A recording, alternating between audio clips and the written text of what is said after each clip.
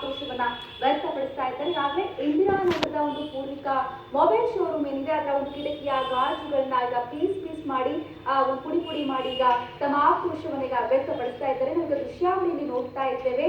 ಪೂರ್ವಿಕ ಶೋರೂಮ್ನ ಒಂದು ಆ ಒಂದು ಶೋರೂಮ್ನ ಒಂದು ಕಿಟಕಿಯ ಗಾಜುಗಳನ್ನ ಈಗ ಪುಡಿ ಮಾಡಿ ಈಗ ಸಂಘಟನೆಗಳು, ಕನ್ನಡ ಪರ ಸಂಘಟನೆಗಳು ಈಗ ತಮ್ಮ ಆಕ್ರೋಶವನ್ನ ಈಗ ವ್ಯಕ್ತಪಡಿಸ್ತಾ ಇರುವಂತದ್ದು.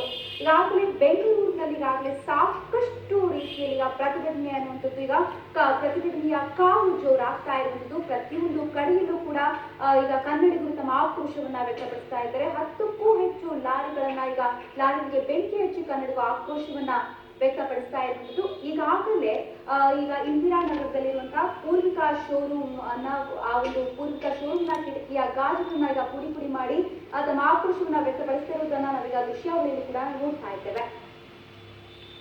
51 ನಾಡಿಗೆ ಕಾವೇರಿ ನೀರು ಬಿಡಲು ಆದೇಶವನ್ನ ಈಗೇನು ಸುಪ್ರೀಂ ಕೋರ್ಟ್ ನೀಡಿತ್ತು. ಇದರಿಂದ ಈಗ ಬೆಂಗಳೂರಿನಲ್ಲಿ ಆಕ್ರೋಶ ಅನ್ನುವುದು ಕನ್ನಡಿಗರ ಆಕ್ರೋಶ ಈಗ ಭುಗಿಲೆದ್ದಿದೆ. ಓಲ್ಡ್ ಮದ್ರಾಸ್ ರಸ್ತೆಯಲ್ಲೂ ಕೂಡ ತಮಿಳುನಾಡು ವಾಹನಗಳ ಮೇಲೆ ಕರವೇ ಯುವಸೇನೆ ಕಾರ್ಯಕರ್ತರಿಂದ ದಾಳಿಯನ್ನ ಕೂಡ ಈಗ ನಡೆಸ್ತಾ ಇರುವಂತದ್ದು. ಕರವೇ ಕಾರ್ಯಕರ್ತರು, ಯುವಸೇನೆಯ ಕಾರ್ಯಕರ್ತರು ಅಲ್ಲಿಯ ಒಂದು ತಮಿಳುನಾಡಿನಿಂದ ಬರ್ತಿದ್ದಂತಹ ವಾಹನಗಳ ಮೇಲೆ ದಾಳಿ ಮಾಡಿ